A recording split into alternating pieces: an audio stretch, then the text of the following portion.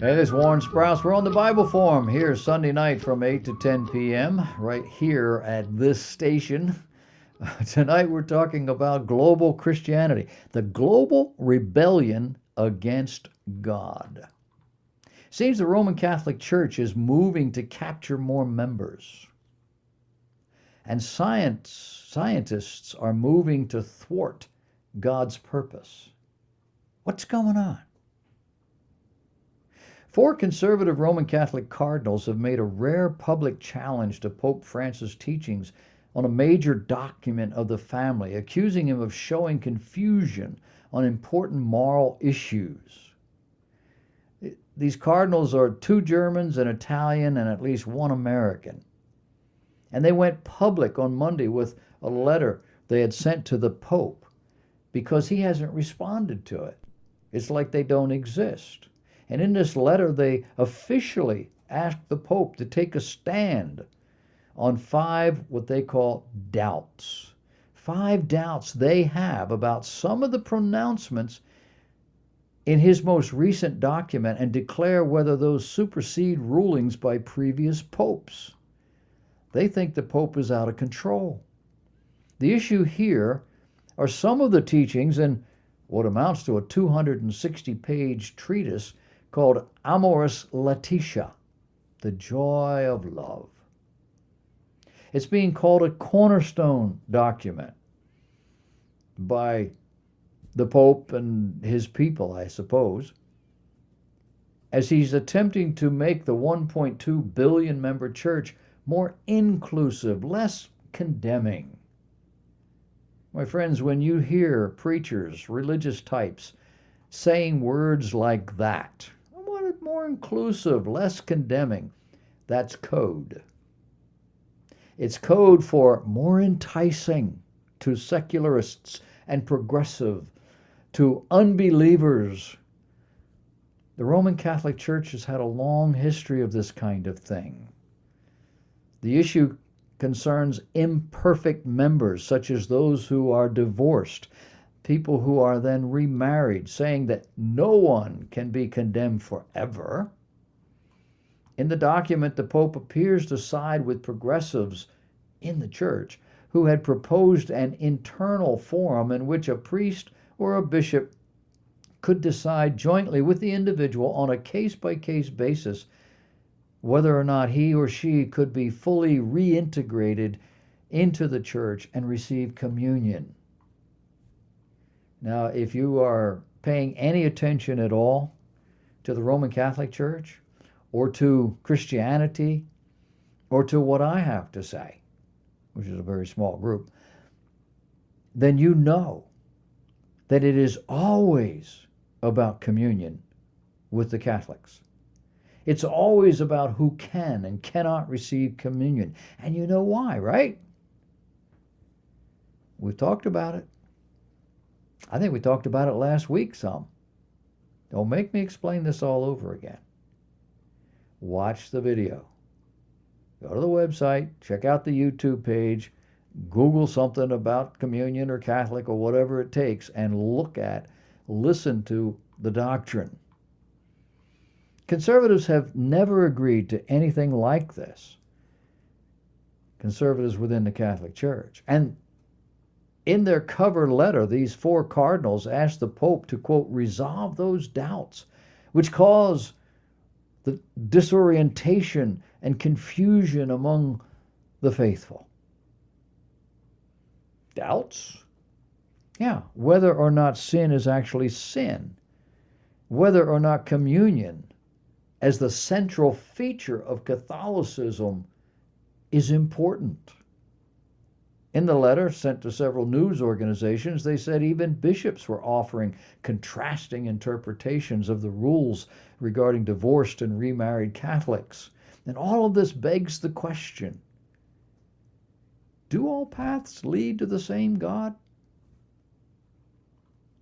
A new video has been released in which Pope Francis very clearly expresses his belief that all the major religions are different paths to the same God. Oh yeah, yes he did. That's what he did. That's not official Catholic doctrine. but he's the leader. He's the lead theologian, no?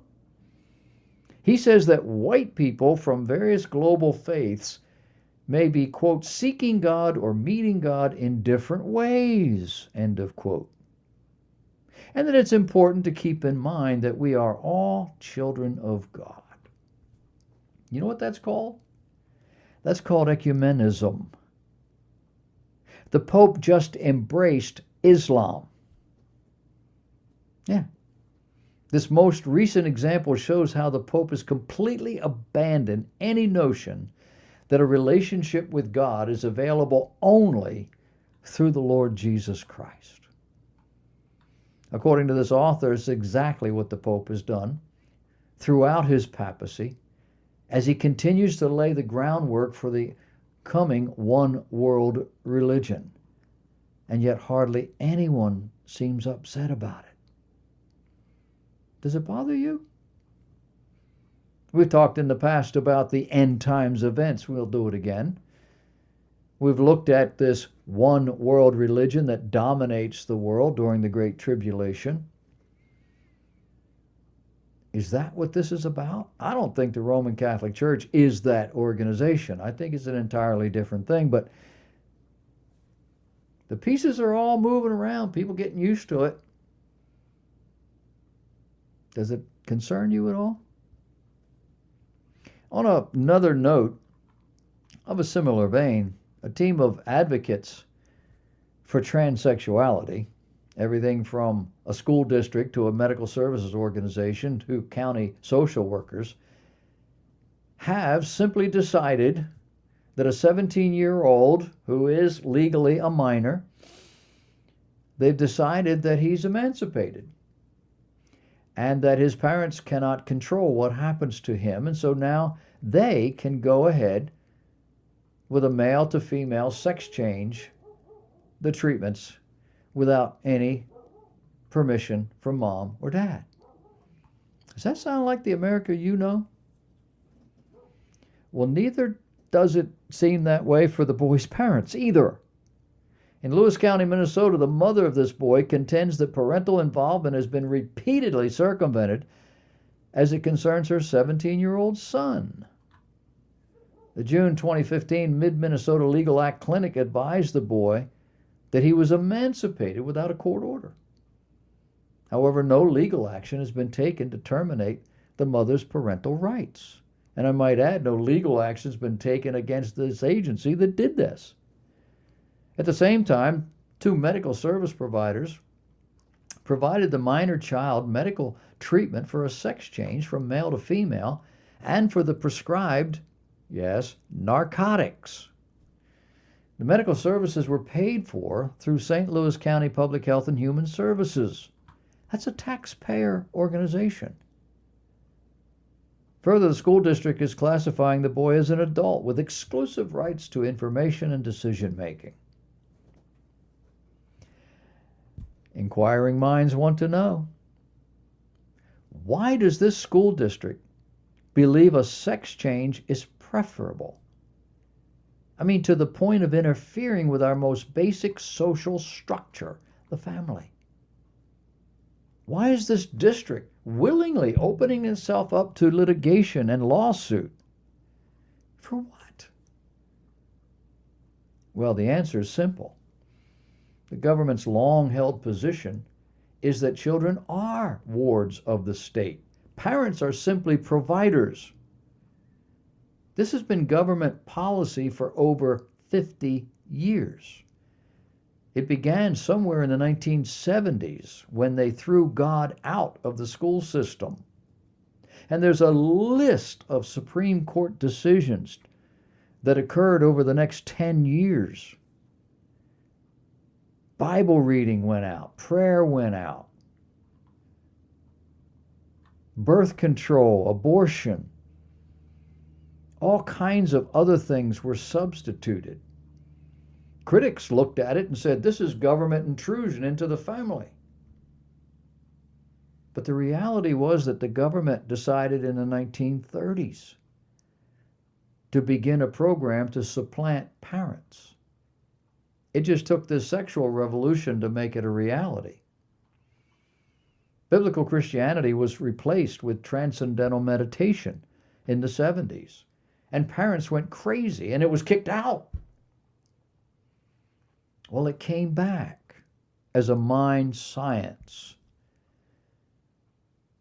This is the kind of thing that was going on in the late 1970s and early 80s, relating not just to education, but to moral and religious issues. And the resulting social and moral descent is striking. Crime went up. Rapes and other kinds of sexual crimes increased. More people went to jail. The value system went down. The Bible is teaching us how to live and what to do. The world is saying, you don't really need that. The person who listens to what the Bible has to say about the moral and legal issues is what we call a decent citizen. The people who ignore all that are in the group that is trending in the other direction. Now this is foretold in the Bible. I just mentioned it to you about one world religion, end of the world, great tribulation and all that. It'll be a religion that's pretending to be Christianity, a religion that offers people a way to the one true God of heaven. But it won't happen. Right now, there is one religion in the world that's capable of this on the global scale necessary. It's the Roman Catholic Church. They're a worldwide system. They have an economic, legal, and a government theological system that involves the entire world. I think they just demonstrate how it can be done. What Satan is going to do during the Great Tribulation seems to revolve around the availability of money, not around prayer, not around the sacraments or the Eucharist or any of that sort of thing.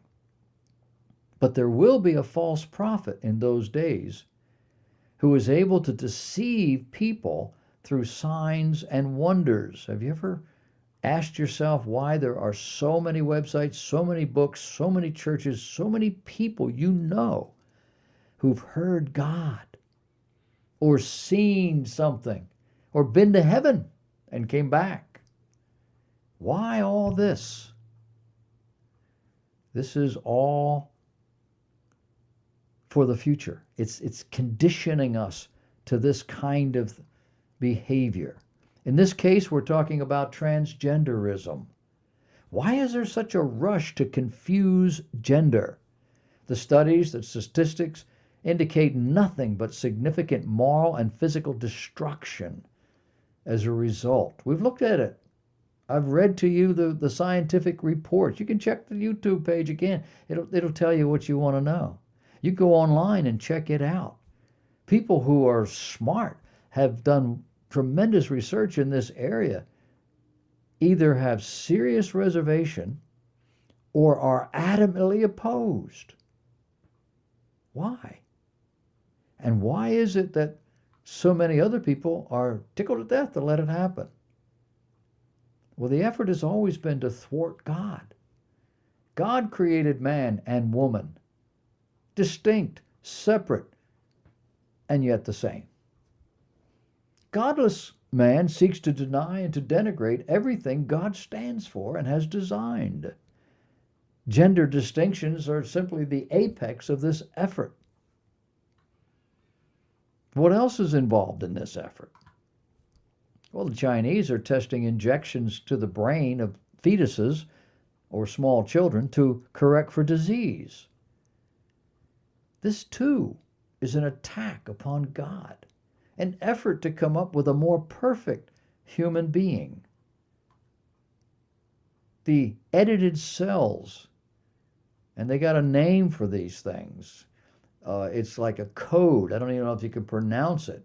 CRISPR/Cas9, CRISPR-Cas9 technology. These edited cells are injected into the patient, subject, whatever, has been done as a part of a clinical trial trying to arrest aggressive lung cancer. Experts say the stage has now been set for a biomedical race between the US and China. You see, the new gene editing technique is poised to revolutionize the way we treat disease by offering scientists a quick and easy way to cut and paste genes from our DNA. This CRISPR-Cas9 basically works like a pair of molecular scissors. Researchers just need to program it, and it can cut out certain genes or add new ones far more cheaply and quickly than any previous genetic tools. They can cut out the selfish gene. How's that? We are bent on taking control of our world through the systems at work in it. Science is only one way. What we don't factor in is the corruption wrought by sin. We have disease, we have sickness, we have death. Not because people have illnesses, but because of the curse. Because God cursed Adam and Eve for their sin. And the curse includes this degenerative process. Eliminate the effects of the curse, and you will get people who live forever. But you will have to thwart God's purposes to do it. I think the goals are noble. The theory behind it is the real problem.